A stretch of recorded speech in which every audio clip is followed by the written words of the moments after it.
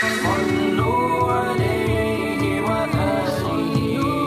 the gates of heaven so high and strong opens joyfully for the one called upon. And the angels sang, peace on you, welcome, and peace on him and his family. When Jibreel did fall to Muhammad rose, when no prophet nor angel may approach, so beloved to the beloved return, send peace on him and his family. Assalamu alaikum. My name is Ismail Chartier. I was raised Irish Catholic in a neighborhood called Hell's Kitchen, Manhattan, which when I was a kid was a very bad neighborhood. It was full of drug use. The Irish mafia ran it with an iron fist, and if anyone got in their way, people were dealt with. My mom and dad are both first-generation Irish American, and me and my brothers are second-generation Irish American, which comes with a lot of culture and heritage that you have to learn. It's wajib, huh? It's mandatory, obligatory that you learn what it means to be Irish. The culture, the dancing, the music, the hatred of the English occupation of Northern Ireland, especially when your family's from Belfast. I wrestled from the time I was 5 years old to the time I was 20 years old. That's who I was. It was my identity. It was everything I was this. I was known as Brandon the Wrestler. That's who I was. I was a 4-time state wrestling champion. I was in university, at the University of Arizona, and I was on the wrestling team. And I got hurt really, really bad. I hurt my back, and I couldn't wrestle anymore. And I remember the day that the trainer and the coach brought me in to their office, and they said, you're finished, you can't do this anymore. And when I couldn't do that anymore, I didn't know who I was. And all I felt was pain and anger.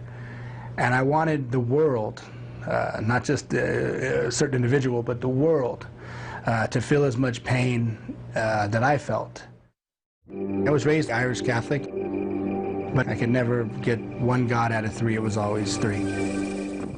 I started a journey where I went through every religion that I could think of and find. So I went to get the Orthodox view of Christianity. I was raised with the Irish Catholic and then with the Protestant view, so I wanted to see the other view of Orthodox. So I went to Greece, studied there for a year, and I said, I just can't believe this. So I said, I'll look at the Torah. I'll look at the first 5 books of the Bible. So I said, okay, this makes sense. They say worship only one God. So I went to a local temple, and I said, I want to be a Jew. And the rabbi, he said, is your mother Jewish? I said, no, my mom is not Jewish. And he said, are you going to marry a Jewish girl? And I said, well, if you have one, bring her out. We'll see what happens. You know, if we like each other, we'll see how it goes. He didn't like that. He asked me to leave. So I said, I don't believe God would limit his religion to one nation. I think God would want all of the creation, all of mankind, to experience salvation, to experience liberation in worshiping him. So then I went through all the religions. I spent a year in Nepal studying Buddhism and Hinduism. So as I walked by this little section in the university library called Islam, it was really this big. It consisted of like 8 books, you know. So I said, well, this is something I don't know anything about. So they had books by Elijah Muhammad, they had books by Rumi, they had books by Ghazali, and then they had the Quran. They had the Musaf in English. So I said, this is the book that Muslims follow. This is the book that they claim to follow. So I'm going to read this book. And I've based my decision about Islam on this book. I studied the Arabic language. I read the Quran. I came back to my wife, and I looked at my wife and I said, I couldn't be a Christian anymore. I want to be a Muslim. I'm going to be a Muslim. I'm going to change my religion, and I'm going to start now.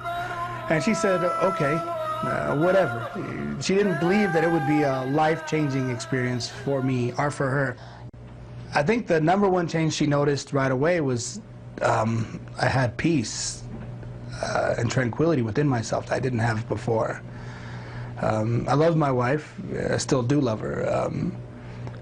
But I was still angry at everybody, so my temper was quick. You know, Irish people have a naturally quick temper. We're known for this internationally. And when I accepted Islam, that all went away. It was like all the weight of the world had been lifted off of me, And my wife saw this. She saw this tranquility and this peace had overtaken me. After a week of me being a Muslim, she noticed such a change in me that she became a Muslim. That she accepted Islam a week, like 7 days, 5 to 7 days after me, based on how much I had changed in that 5 to 7 days. You know, I was raised in Chicago, and I went to college in the city in Chicago, and I had no idea what Islam was. I saw hijabbed women, and I figured they were Buddhist. I had no idea, you know. Without a doubt, my best friend is my wife.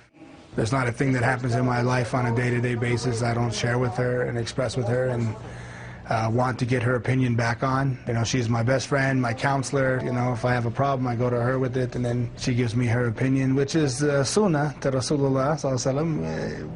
At the Treaty of Hudaybiyah, he went to Salama and he asked her, the Sahaba weren't listening, so he went and asked her, what should I do? And she said, sacrifice and take off your ihram. And so he went and did it, and all the Sahaba did it too. So this is sunnah, to consult your wife and to ask her and to be like this. I 100% adore my children. They are, you know, 1/3 of my world, you know, so whenever I get a chance to roll around with them on the floor, or run with them, play with them at the park, or push them on a swing, or do anything, teach them something, anytime that I can have interaction with them, I try to rush to it and take as much advantage of it that time as I can, because they're only going to be 7 for a year. They're only going to be, and then they move up, they grow up, and then they have families of their own. So I try to take every opportunity I can to just learn from them how to be young again. Learn from them how to smile, you know, from the heart, not just smile from the face, but from the heart. So I truly adore my children.